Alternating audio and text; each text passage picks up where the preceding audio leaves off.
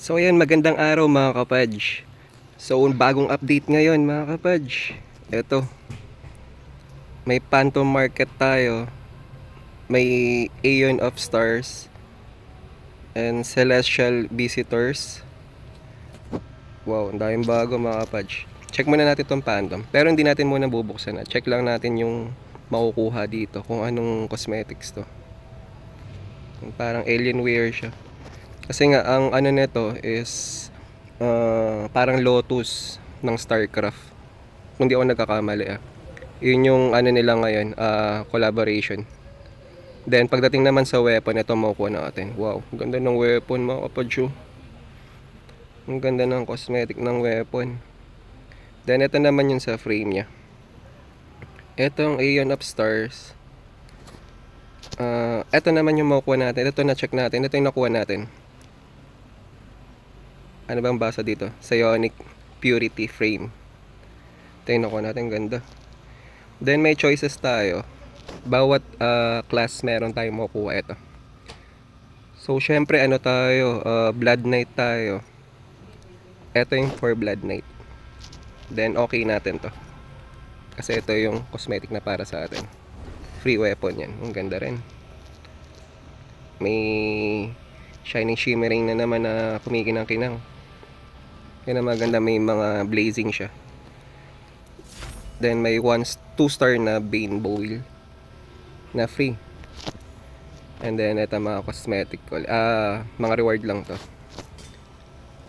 Choice na green. Pili na lang tayo kahit ano na lang. Sa taas, claim lang natin tong Chelsea Shard. Then Dark Ascension claim.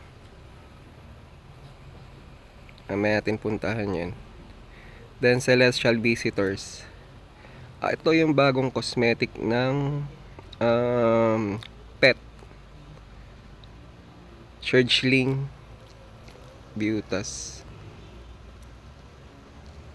Alam ko kapag nagkuha ng Boons of Eternal Orbs, makaka-free ka ng pet skin. Yun ang pagkakaalam ko.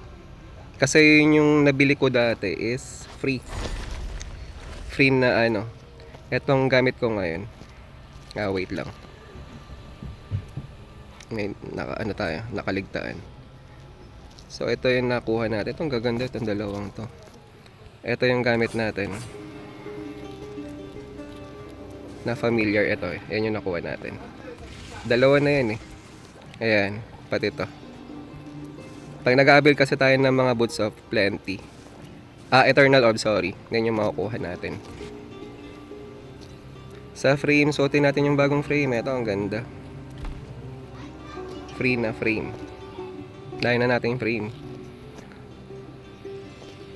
Ito yung mga avatar default. Ano naman na to? Parang images.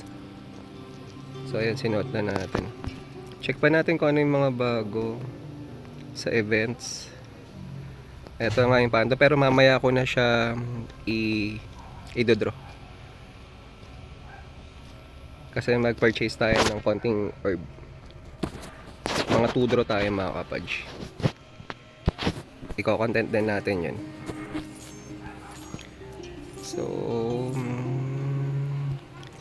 So ayun, ito nga yung mga bagong Phantom Market, Aeon of Stars, Battle for the BM. Malapit na naman kasi yung BOR.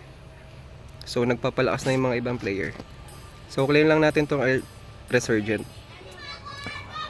Celestial Visitor, Sky Veil, Wind of Fortune. Activate na natin to. Authenticator reward, Midnight Moon, okay na yan. So ayun yung mga bago Hintayin natin yung ito, ang ganda ng bago nating weapon 'Di ba? Ang ganda. So wait natin 'yan. Infested Rift. Ito mamaya pasukin din natin 'to.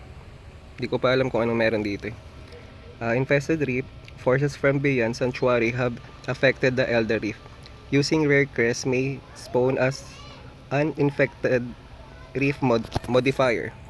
Clear out the swarm for reward. So, ayan, Battle of For the Beyond. Ito, ano ba to? Ito na nga yan. Ito yung magandang makita ng full. Pero hindi ewan ko, nagagandahan kayo sa para sa Blood Knight. Hindi ko alam bakit wala siyang head. Hindi ito yung head oh. Putol yung ulo nyo.